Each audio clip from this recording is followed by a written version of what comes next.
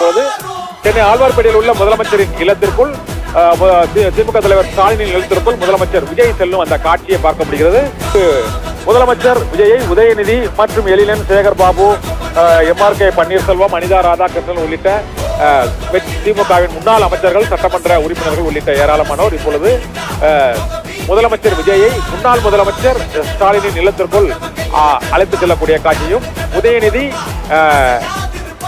முதலமைச்சர் விஜயை கட்டி அணைத்து உள்ளே ஆரம் தழுவி வரவேற்று அழைத்து சென்ற அந்த காட்சிகளையும் பார்க்க முடிகிறது. தமிழக அரசியலில்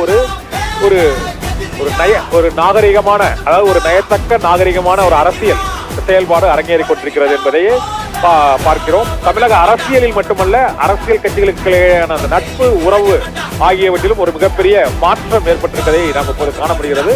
இப்பொழுது முதலமைச்சர் விஜய்க்கு முன்னாள் முதலமைச்சர் MK ஸ்டாலின் பூங்கொத்தளித்து வரவேற்றதையும், இப்போது முதலமைச்சர் விஜய் திமுக தலைவர் ஸ்டாலினுக்கு சால்வை அணிவித்து பொன்னாடை போர்த்தி அவரிடம் வாழ்த்து பெறக்கூடிய காட்சியை பார்த்துக் கொண்டிருக்கிறோம்.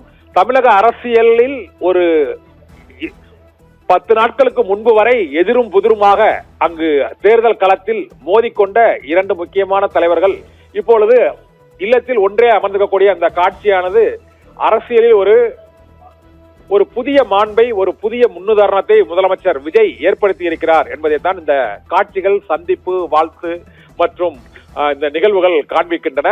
தமிழக அரசியலில் ஒரு நயத்தக்க நாகரிகம் என்று கூறக்கூடிய அளவுக்கு அறிஞர் அண்ணா காலத்திலிருந்து அதற்கு பிறகு இப்போது அது ஏற்பட்டிருப்பதாக கருதலாம் இந்த நிகழ்வின் மூலமாக. ஏனென்றால் கொளத்தூர் தொகுதியில் தோல்வியடைந்து, கொளத்தூர் தொகுதியில் அவர் அதிர்ச்சி தோல்வியடைந்து ஆட்சி அதிகாரத்தை இழந்து இப்பொழுது ஒரு இக்கட்டான நெருக்கடியான ஒரு காலகட்டத்தில் இருக்கக்கூடிய ஒரு மூத்த அரசியல் தலைவர் MK ஸ்டாலினை அவரது இல்லத்தில் சந்தித்து வாழ்த்தும் ஆசையும் பெறுவதற்காக முதலமைச்சராக பொறுப்பேற்ற முதல் நாள் சட்டமன்றத்திற்கு சென்று வீடு திரும்புவதற்கு முன்னதாக அவருடைய இல்லத்தில் சென்று அந்த வாழ்த்து பெற்ற அந்த காட்சியும், இப்போது முதலமைச்சர் விஜய் முன்னாள் முதலமைச்சர் MK ஸ்டாலினோடு அந்த உரையாடி கொண்டிருக்கக்கூடிய காட்சியையும் இப்போது நாம் பார்த்துக் கொண்டிருக்கிறோம். அவரோடு துணை முதலமைச்சர் உதயநிதி உடன் இருக்கிறார். அவர்தான் அடுத்த 5 ஆண்டுகள் முதலமைச்சர் விஜய்க்கு சிம்ம சொப்பனமாக திகழக்கூடிய எதிர்க்கட்சி தலைவர். அரசியலில் எதிரும் புதிருமாக இருந்தாலும் நட்பு அடிப்படையில், அவர்கள் உறவு அடிப்படையில் நாம் ஒன்றாக இருப்போம் என்பதை உணர்த்தும் வகையில் இந்த சந்திப்பு நிகழ்ந்து கொண்டிருக்கிறது.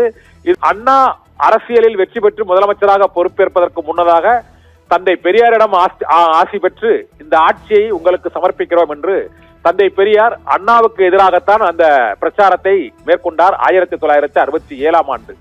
இப்போது திமுக ஆட்சியை அகற்ற வேண்டும், குடும்ப அரசியலை ஒழிப்போம்